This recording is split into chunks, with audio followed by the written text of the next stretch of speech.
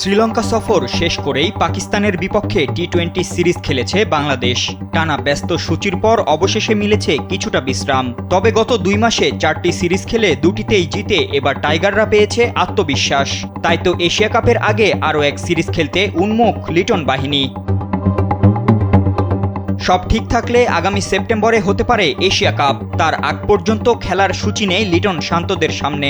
ভারতের বিপক্ষে যেই সিরিজ আগস্টে হওয়ার কথা ছিল সেটাও পিছিয়ে গেছে 1 বছরের জন্য। তাই তো এবার বিসিবি চাইছে আরেকটি দ্বিপাক্ষিক সিরিজ আয়োজন করতে। এমনকি অধিনায়ক লিটন দাসও প্রকাশ করেছেন একই ইচ্ছা।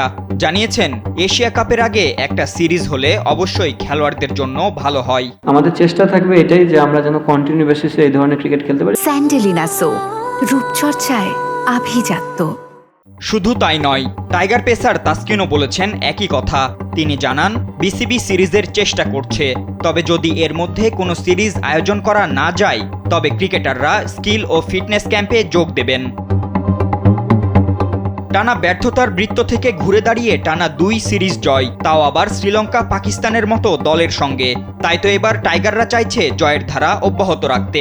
তবে বিসিবি কি পারবে এশিয়া কাপের আগে আরও এক সিরিজ আয়োজন করে লিটনদের উন্নতির সুযোগটা দিতে? ফাতেন ইশরাক, কালবেলা।